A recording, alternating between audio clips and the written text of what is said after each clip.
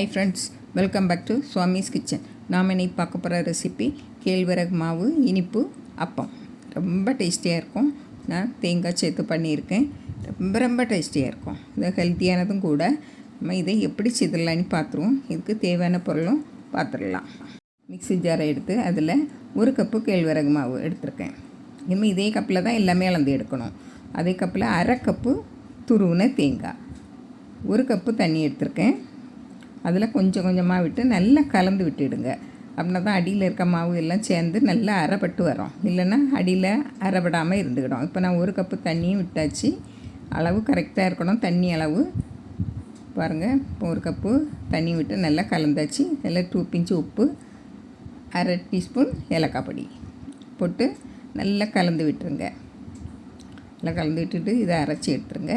பாருங்கள், இப்படி நல்லா கெட்டியாக இருக்குது. நல்லா நைஸாட்டம் அரைப்பட்டுருக்கு. இப்போ ஒரு பாத்திரத்தில் விட்டுருங்க. இப்போ இதில் கொஞ்சமாக தண்ணி, 1 டேபிள் ஸ்பூன் தண்ணி விட்டு மிக்ஸி ஜாரை லேசாக அழைச்சி அதில் தண்ணி விட்டுருங்க. இப்போ நல்லா கலந்து விட்டுருங்க. இப்போ அதில் இருக்கட்டு. இப்போ இதில் 2 பிஞ்சு பேக்கிங் சோடா போட்டால் ரொம்ப சாஃப்டாக இருக்கும். போடாமலும் செய்யலாம். ஆனால் கூட கொஞ்சம் நேரம் புளிக்க வைக்க வேண்டியது வரும்.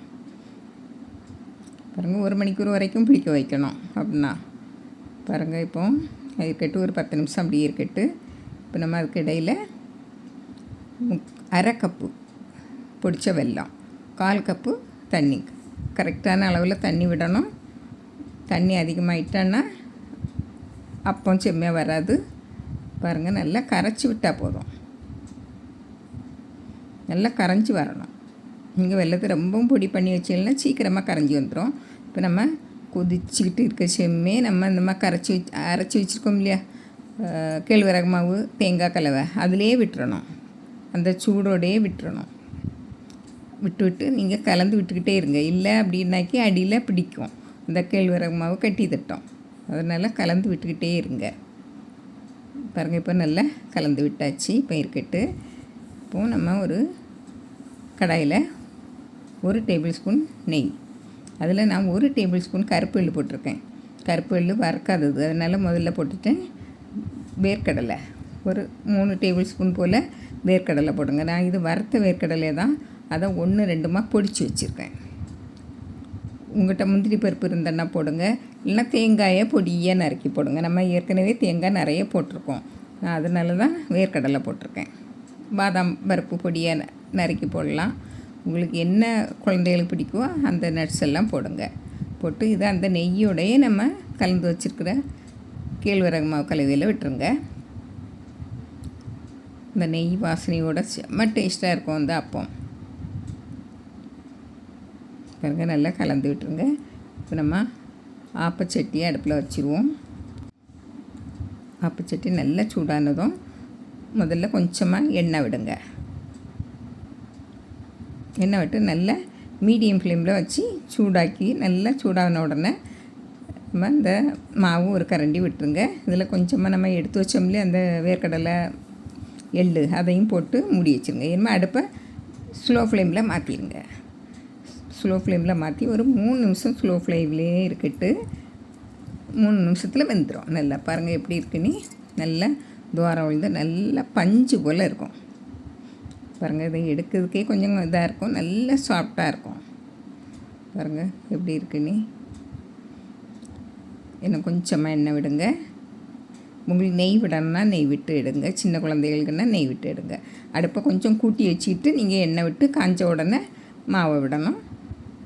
இது இப்போ இதில் வேர்க்கடலையும் அந்த எள்ளும் நம்ம எடுத்து வச்சோம்லையே அது. இனிமேல் உடனே அடுப்பை குறைச்சிக்கணும்.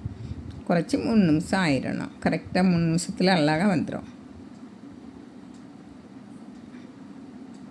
பாருங்கள் எப்படி இருக்குன்னு பாருங்கள். உங்களுக்கு என்ன அதிகமாக விட வேண்டான்னா வேண்டாம். பாருங்கள் எப்படி இருக்குன்னு பாருங்கள்.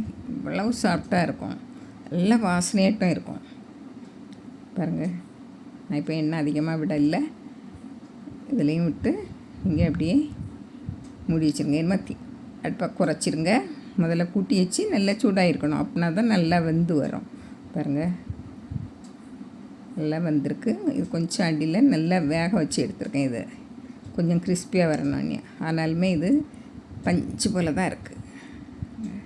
எவ்வளோ தூரம் விழுந்திருக்குன்னு பாருங்கள். இப்படியே நீங்கள் எல்லாம் சுற்றி எடுத்துருங்க. ஒரு 7 எண்ணத்துக்கு வந்து இதே போல் இவ்வளோ மாவுலேயும் தேங்காயிலையும் 7 எண்ணத்துக்கு வந்திருக்கு. இவங்க செம்ம டேஸ்டியான கேழ்வரகு அப்பம் ரெடி ஆயிடுச்சு. இங்கே எப்படி இருக்குன்னு பாருங்கள். நல்ல வாசனையோட நல்ல டேஸ்ட்டாக இருக்கும். பாருங்கள் எப்படி இருக்குன்னு பாருங்கள். இந்த ஒன்றை பிச்சு காணிக்கு பாருங்கள், பஞ்சு போல் தான் இருக்கும். இதே போல் நீங்களும் செய்து பாருங்கள். பிடிச்சிருந்தால் லைக் பண்ணுங்கள், ஷேர் பண்ணுங்கள், கமெண்ட்ஸ் பண்ணுங்கள், மறக்காமல் சப்ஸ்கிரைப் பண்ணுங்கள். தேங்க்யூ.